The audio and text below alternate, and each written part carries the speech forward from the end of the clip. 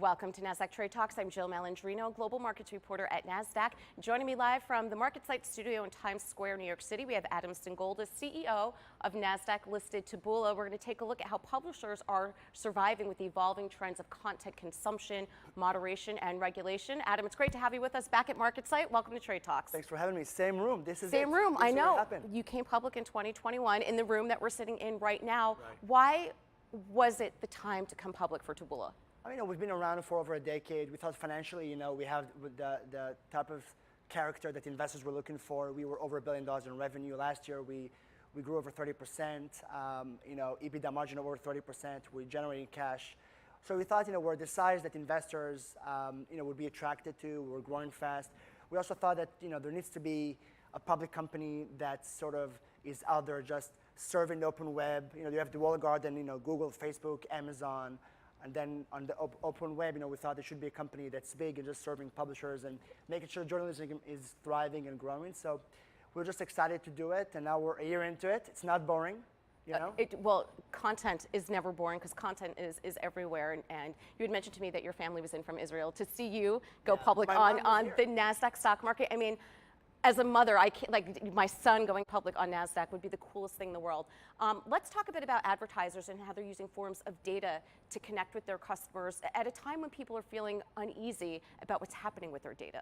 I think it's a great trend. So just to make sure people watching this, know what we're talking about. Overall, since really 2017, Apple was one of the pioneers in saying on Safari, we're going to block third-party cookies because it's a bit creepy, when you go to a website and then that ad is following you all around, So that was improving, significantly by Apple. And then you had in Europe GDPR and CCPA in California, and now Google said in 2 years they'll do the same. So in general, for consumers, I think it's fantastic because I think privacy used to be this thing that lawyers were talking about, privacy and all those things. But now consumers get it.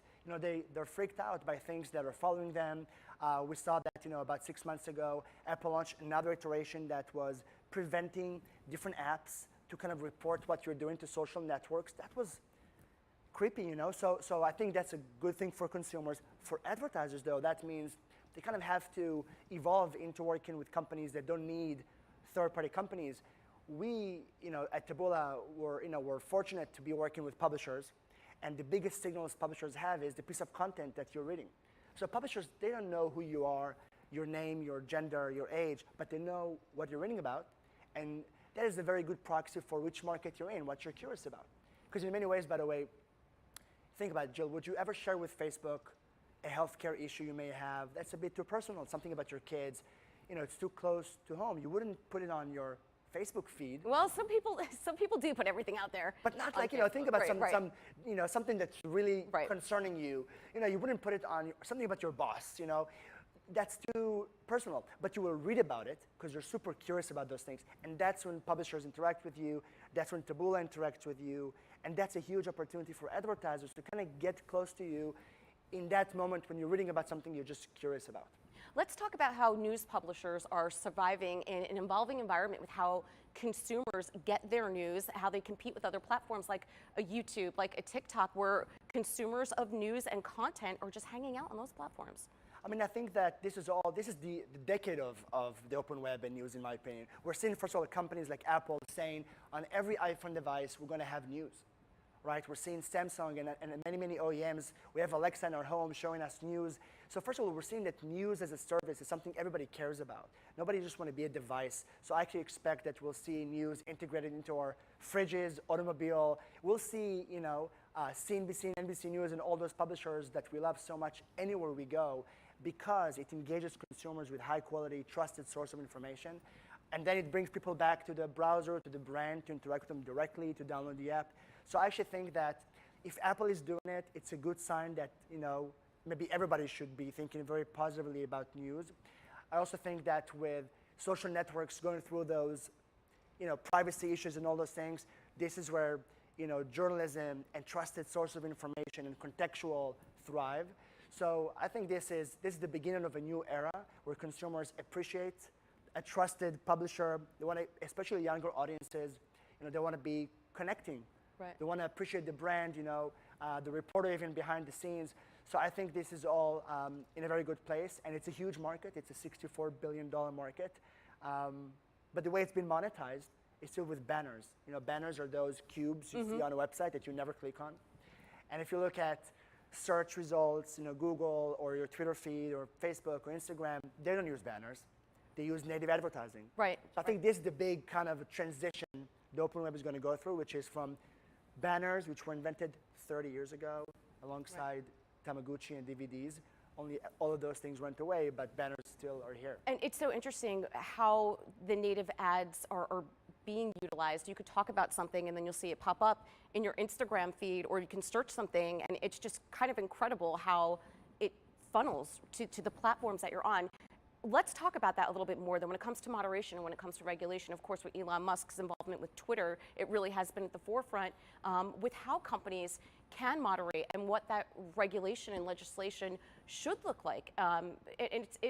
It's concerning because we know Section 230 is a big part of moderating the regulation behind it.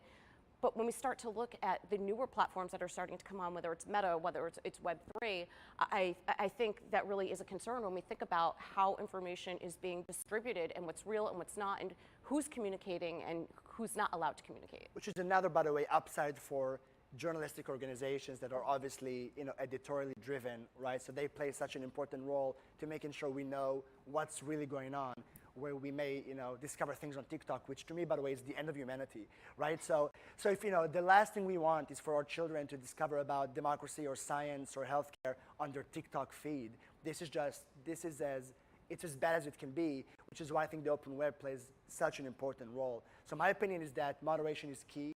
I think any company that has a distribution to enough people, whether that's a Twitter feed or a social network or actually anyone, if you reach enough people at the most senior management level, I think you have to have that conversation that says, what is our responsibility to make sure that what we push out cross, certain policy that we care about. And you have to write that policy. You have to put it out there so everybody knows what is good and what is bad in your opinion, and keep it alive. So as an example, fake news, wrong. Right. Hate speech, wrong. That should not exist. I don't even care, which company you are. You should not allow those things to exist at all, and definitely not push it up to millions of people. So I think it's critical to have human beings part of the process to actually moderate, review, look for those things, ban them, and celebrate banning those bad stuff. Right. Well, it's challenging in this environment because everything's highly polarized, particularly in the United States. And then, people have biases, right? So when you talk about moderation, is it in conjunction with, let's say, AI or machine learning? Yeah, I think you should use AI to assist you. Right. But this is remember, fake news and hate speech, these are problems that were created by humans and should be resolved by humans too.